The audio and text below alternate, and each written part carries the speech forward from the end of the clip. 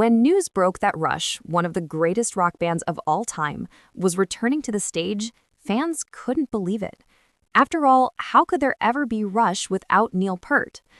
The late drummer wasn't just part of the band, he was its heartbeat, its storyteller, the rhythmic genius behind songs that defined generations. So when Geddy Lee and Alex Lifeson announced that they had found someone new to sit behind the kit, the world braced itself for the impossible question: who could ever replace Neil Peart? The answer came in the form of Anika Nilles, a German drummer celebrated across the world for her unmatched precision, complex grooves, and fearless creativity. To many, her name wasn't familiar, but in drumming circles, she was already a legend, a virtuoso whose YouTube performances had left even the most skilled percussionists stunned. But what most fans didn't know was that Anika didn't just get the gig because of her fame. She earned it through a single audition that left Geddy and Alex speechless. That unforgettable day took place in a Toronto rehearsal studio, the same one where Rush had recorded some of their biggest hits. The air inside the room carried a quiet intensity, as if the spirit of Neil Peart still lingered there. Anika arrived early, rolling in a drum kit smaller than what Rush fans were used to seeing. It wasn't about size for her. It was about control, tone, and flow. Every cymbal and tom was tuned to perfection. When Geddy walked in, he greeted her warmly but cautiously. No pressure, he joked, though both of them knew that was far from true. Alex Lifeson smiled, tuning his guitar, watching the young drummer settle in. They had invited her for a live audition, not a test of speed or power, but of feel. "Let's start with Tom Sawyer," he said, referencing one of the most technically demanding songs in rock history. Even among elite drummers, few can play it flawlessly. But Anika just nodded, gave a calm smile, and counted in. From the first hit, something was different.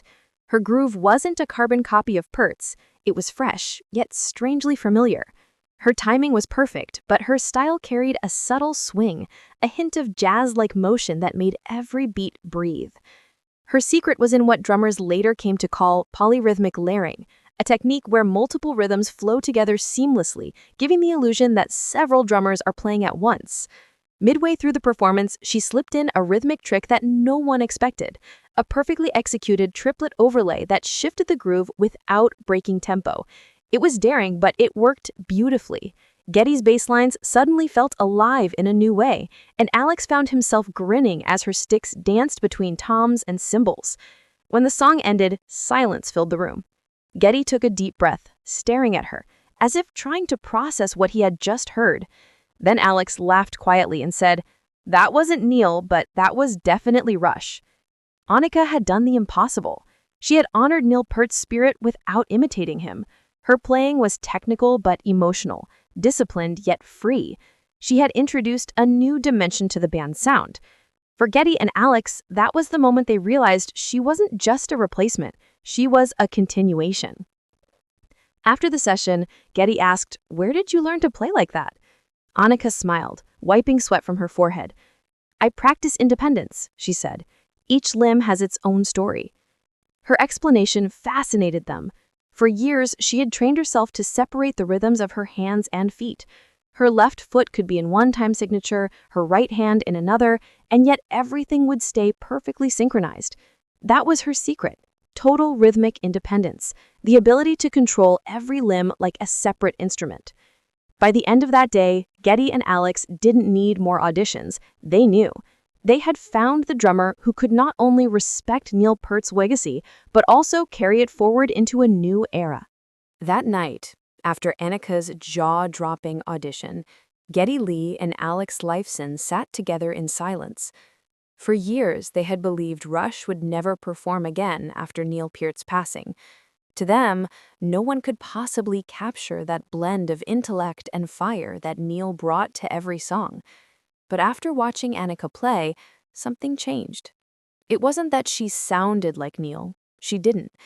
It was that she understood Rush's soul. Her secret technique wasn't about speed or flash. It was about communication, how rhythm could breathe and respond like a living thing. She treated the drums as a voice, not a machine. Every hit had purpose. Every pause had weight.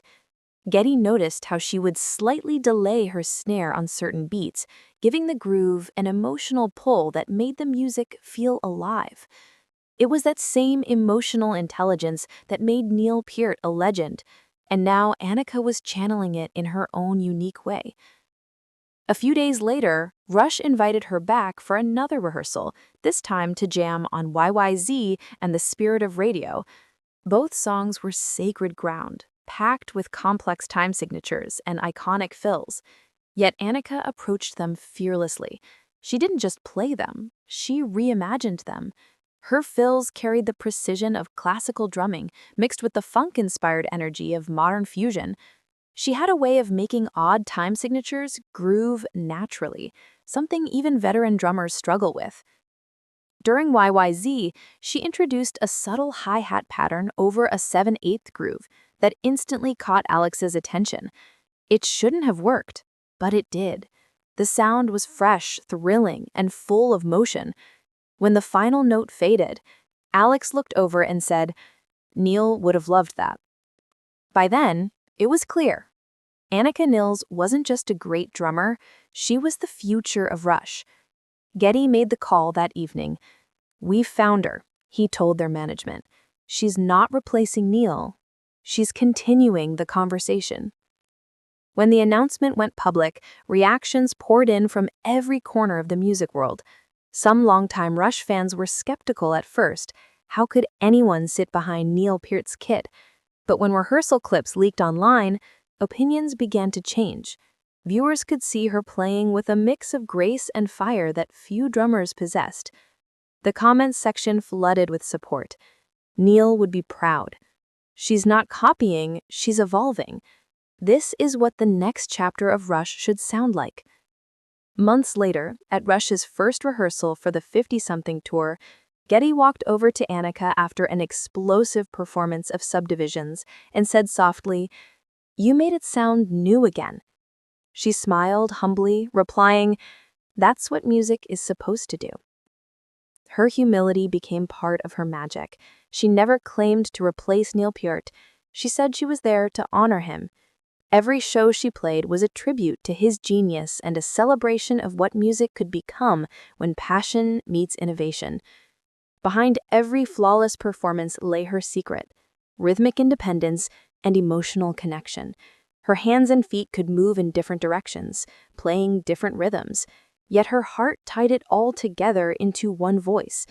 It was this balance, technical mastery and emotional depth, that impressed Rush instantly and forever changed their sound. As fans packed arenas across North America, something remarkable happened.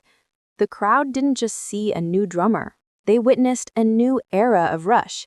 And in that moment, it was clear that Anika Nilles wasn't filling Neil Peart's shoes. She was walking beside his legacy, carrying the torch forward with every beat.